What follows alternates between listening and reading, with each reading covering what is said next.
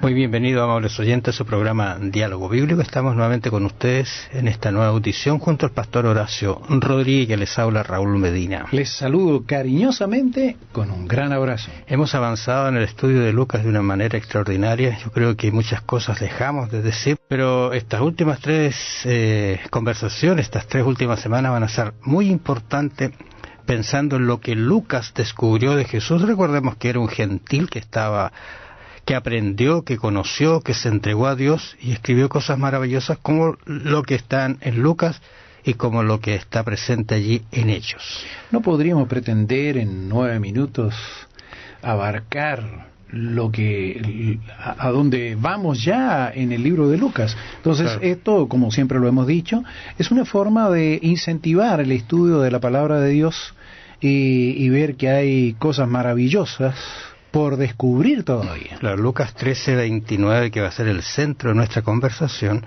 dice: porque vendrán del oriente y del occidente, del norte y del sur, y se sentarán a la mesa en el reino de Dios.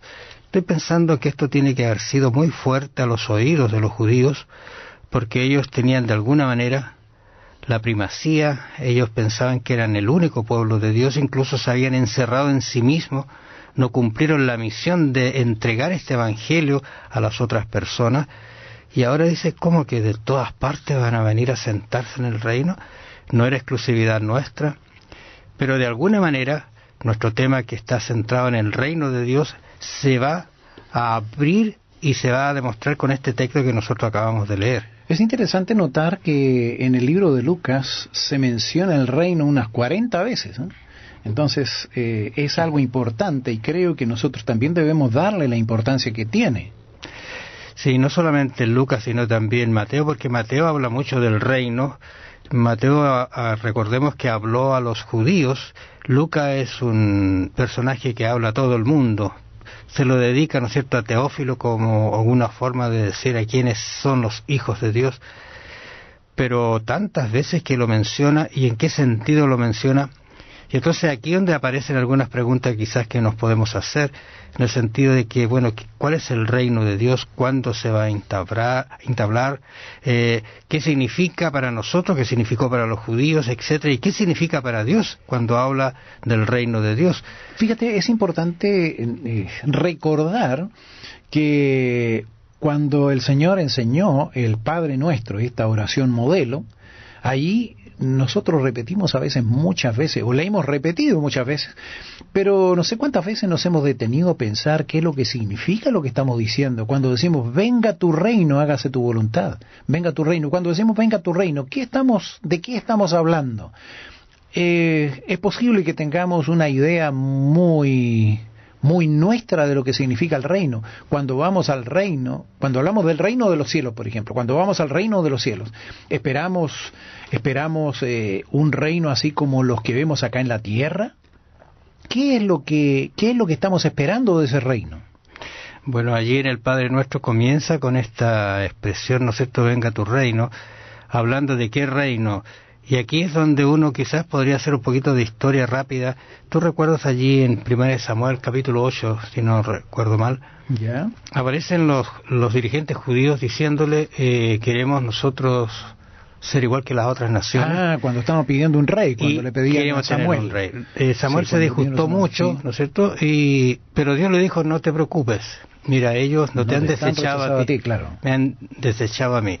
Ahora, algo básico, nunca Dios dejó de dirigir al pueblo, a pesar de que colocó reyes, admitió en los reyes, e hizo algunas promesas. Profetas. Claro, hizo algunas promesas Dios, no pacto porque no aparecen así puntualmente, en que ese reino iba a ser eterno, que iba a estar siempre, es puntualmente cuando aparece David como un reinado extraordinario. Y después su hijo que le sigue, ¿no es cierto?, Salomón.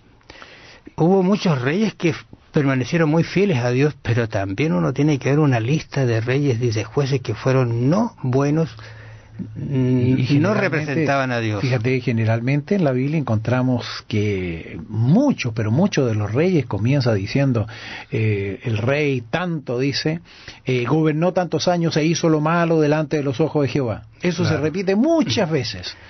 es muy recurrente dentro de la Biblia, lamentablemente. Entonces uno dice, bueno, ¿cómo el reino iba a permanecer para siempre? Ahora nos centramos en Lucas, que habla aquí, por ejemplo, en este caso del Padre nuestro que estás en los cielos, pero también vimos a Lucas cuando él se refiere a Jesús, hace perfecto y hace un énfasis muy grande en relación a que Jesús vino de la descendencia de David.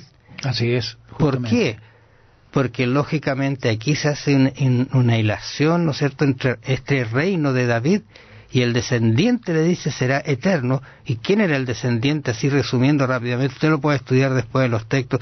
El descendiente iba a ser nada menos que Jesús, y ese sí que el reino iba a permanecer. Fíjate, para siempre. Lo tenemos ahí en San Lucas capítulo 1, versos 32 y 33. Dice, este será grande y será llamado Hijo del Altísimo, y el Señor Dios le dará el trono de David su padre, como tú lo has dicho, y reinará sobre la casa de Jacob para siempre, y su reino no tendrá fin. Y ahí está. ¿Te fijas tú cómo toma este recurso que está en el Antiguo Testamento, Lucas, para colocarlo y asociarlo a Jesús?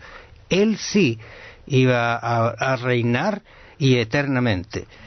Quizás algo que vamos a ir descubriendo un poquito más adelante va a ser que en el concepto de Cristo y de Lucas aparecen dos reinos bien puntuales, el reino de la gracia y el reino de la gloria. Justamente. Vamos a conversar esto también, ¿no es cierto?, lo que significa para nosotros esto, pero puntualmente ya Lucas nos está hablando que hay un trono que va a permanecer, y notas tú el reino sobre la casa de Jacob para siempre, y su reino no tendrá fin.